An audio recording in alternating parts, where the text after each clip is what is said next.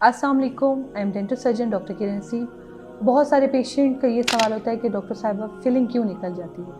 देखिए, कुछ चीज़ें हैं जो कि आपने नोट करनी है कि और उनका ख्याल रखना है कि आपकी फिलिंग जो है लंबे अरसे के लिए चले। देखिए, एक जो नेचुरल चीज़ है वो नेचुरल चीज़ है, उसको कोई नेमो बदल नहीं है। अब बाकी जो भी चीज़ दी जाती है वो रिप्लेसमेंट दी जाती है और मैन एक ह्यूमन इसको बनाया होता है, तो उसके ऊपर कुछ प्रिकॉशंस लेना बहुत ज़रूरी है। लाइक अगर आपका नेचुरल दांत भी है और आप उसके ऊपर ख़्याल नहीं कर रहे हैं तो वो भी डिकेड हो जाता है। तो फिर ये जो फिलिंग्स हैं ये तो वैसे ही एक आपको रिप्लेसमेंट दी गई है और हर फिलिंग की एक अपनी लाइफ होती है और वो लाइफ भी तब तक चलती है अगर आप उन प्रिकॉशंस को फॉलो करते हैं जो डॉक्टर आपको बताते हैं। देखिए, अगर एक पेशेंट है उसकी फिलिंग बार बार निकल रही है तो इसके कुछ फैक्टर्स हो सकते हैं।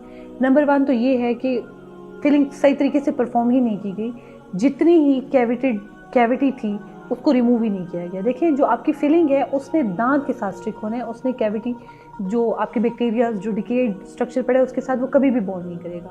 अगर तो कैविटी जो है जहाँ पे हमने प्रेप करनी है उसको प्रॉपर तरीके से क्लीन नहीं किया गया तो फिलिंग निकलती रहेगी। सम टाइम पेशेंट्स की ये रिक्वायरमेंट होती है कि बस कर दें, हमने गुजारा करना है, इस तरह नहीं होता। आप लोगों ने जो है प्रॉपर वे से अगर चाहते हैं कि लॉन्ग टर्म के लिए चीज़ चले तो प्रॉपर तरीके से अपनी कैविटी को क्लीन किया जाए और फिर उसके ऊपर फिलिंग की जाए। अब नंबर 2 आ जाती है कि फिलिंग है कितनी बड़ी। अगर तो छोटी सी फिलिंग है वो इतनी जल्दी नहीं निकलती। अगर एक फिलिंग है इतनी बड़ी कि वो तकरीबन पूरे दांत में ही है तो वो इतनी लंबा अरसा नहीं चल सकती, क्योंकि जैसे पेशेंट खाना खाने लगता है तो उसके ऊपर इतनी ज़्यादा फोर्सेस पड़ती है, वो ब्रेक हो सकती है, वो टूट सकती है।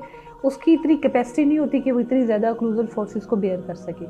तो नंबर 1 तो ये है कि आपने ये खुद डिसाइड करना है कि आपने फिलिंग करवानी है तो आपने कौन कौन सी जो है प्रिकॉशंस को फॉलो करना है। लाइक जैसे स्टिकी, अगर बहुत ज़्यादा आप फिलिंग की तरफ से स्टिकी चीज़ें खा रहे हैं तो फिलिंग निकल सकती है। अगर फिलिंग जो है ना वक्त के साथ साथ बहुत ओल्ड हो गई है और जो है ना उसमें टेयर हो गए तो भी वो टूट जाती है। अगर जो है आप फिलिंग कराने के बाद भी ब्रशिंग का ख्याल नहीं रख रहे और उधर हर वक्त खाना स्टक हुआ है तो उस फिलिंग के इर्द गिर्द जो दांत का स्ट्रक्चर है उसमें मज़ीद एक और कैविटी स्टार्ट हो जाएगी, तो वो फिलिंग के डिसलॉज होने की वजह बन सकती है। चाहे डॉक्टर कितने अच्छे से भी परफॉर्म करे, लेकिन कुछ प्रिकॉशंस हैं जो आपने फॉलो करनी है। नंबर 1 ये है कि कुछ पेशेंट ऐसे होते हैं रात को वो बहुत ज़्यादा क्लिंचिंग करते हैं, ठीक है, या ब्रिक्सिज्म होती है कि दांतों को ग्राइंड करते हैं वो, तो उस केसेस में भी फिलिंग जल्दी निकल जाती है। तो ऐसे पेशेंट के लिए जो है बेस्ट ऑप्शन यही है कि वो ऑनलेस की तरफ जाए या बहुत बड़ी फिलिंग है तो क्राउन की तरफ जाए।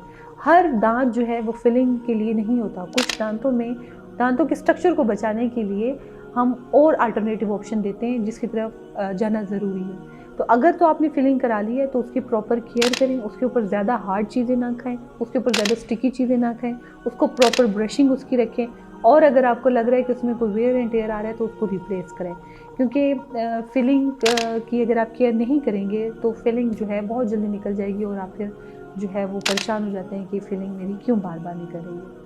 तो ये कुछ चीज़ें मुझे आपको बतानी थी कि फिलिंग एक पेशेंट की किस वजह से बार बार निकल सकती है। Thank you so much. अल्लाह हाफ़िज़।